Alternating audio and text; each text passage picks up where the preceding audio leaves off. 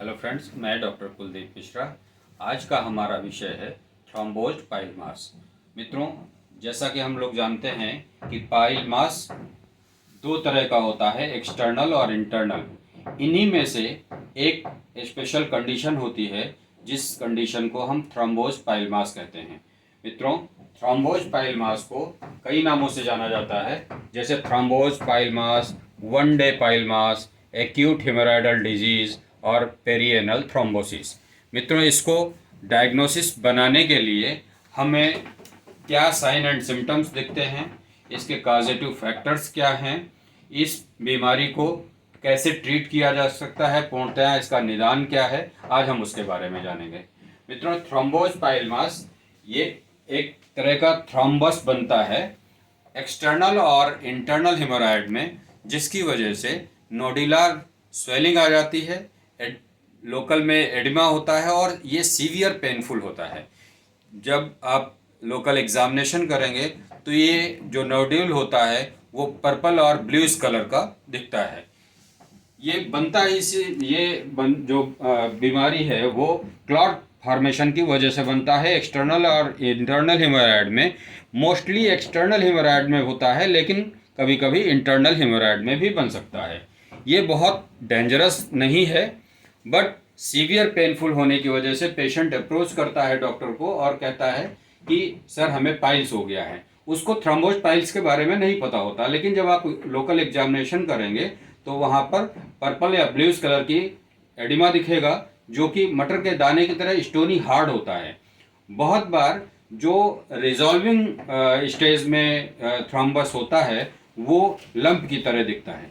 जब इसका local examination करेंगे तो ये एनल वर्ज के पास में एकदम एक्सटर्नल लोकेशन में, जो जहाँ पर एक्सटर्नल पाइल होता है वहीं पे लोकेटेड होता है।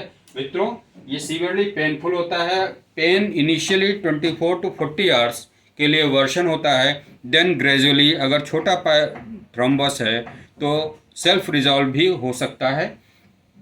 अगर ये 24 to 40 आवर्स में 48 आवर्स में रिजॉल्व नहीं हो रहा है तो ये सोचने का विषय है और इस पे आगे क्या करना है वो आवश्यक है, क्योंकि अगर वो इन्फेक्टेड हो गया then this thrombus leads to abscess and may further leads into fistula.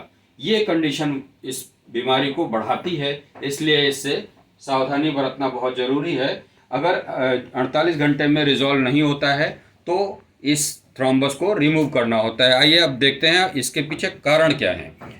Mostly patient जो आता है वो, या अगर उसकी हिस्ट्री ली जाए तो कॉन्स्टिपेशन यानी कि लंबे समय तक स्टूल पास ना करना। कुछ पेशेंट्स कहते हैं कि सर मैं डेली स्टूल पास नहीं करता हूँ, तीसरे चौथे दिन स्टूल पास होता है। ये हैबिट भी इस बीमारी का जनक है।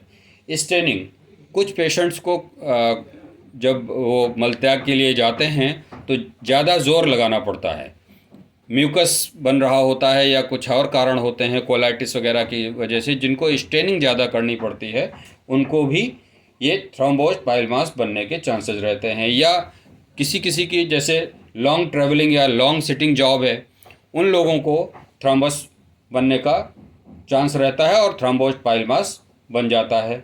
महिलाओं में प्रेगनेंसी के ड्यूरेशन में due to excess pressure on the gut ये थ्रोम्बस बनता है, और चाइल्ड बर्थ के टाइम पर, जब बर्थ के टाइम पर पुश करने की कंडीशन आती है तो सीवियर प्रेशर जो क्रिएट होता है उसकी वजह से बन जाता है। कुछ लोगों का हैबिट होता है कि टॉयलेट में देर तक बैठना, देर तक वहाँ पर बैठकर न्यूज़पेपर पढ़ना या मोबाइल इस्तेमाल करना, उन लोगों में भी चांसेस होते हैं। या रिकरेंट डायरिया की वजह से, लोकल ट्रॉमा हो जाने की वजह से भी थ्रोम्बस बनता है। ओबेसिटी एक कारण हो सकता है, और हैवी वेट लिफ्टिंग, इसमें भी थ्रोम्बस बन जाता है। इसके साइन और सिम्टम्स पेशेंट क्या प्रेजेंट करता है। सिटिंग डिस्कम्फर्ट, इनिशियली जब आपकी क्लिनिक पे आएगा तो सिटिंग डिस्कम्फर्ट बताता है। Discomfort during defecation, mild bleeding और associated with the itching, local itching, severe pain, local oedema. ये दो तरह का हो सकता है, या तो नोडुलर स्वेलिंग होगा या लंप होगा। जो थ्रोम्बोज्ड पाइल मास रिजॉल्विंग स्टेज में होता है, वो मोस्टली स्टोनी हार्ड नहीं होता है, वो लंप के फॉर्म में प्रेजेंट करता है। अब इसका जो लोकल एग्जामिनेशन करने पर अपीयरेंस होता है वो कुछ इस तरीके का है मित्रों। जैसे ये देखिए, ये एडिमा बना है और थ्रोम्बस है इसके अंदर में, ये ब्लूइश पर्पल कलर का होता है। और लोकल में जो ये एडिमा होता है इसकी वजह से ही पेशेंट बैठने में डिस्कम्फर्ट बताता है और प्रॉपरली बैठ नहीं पाता है। 24 से 48 घंटे के लिए ये बहुत सीवियर पेनफुल होता है।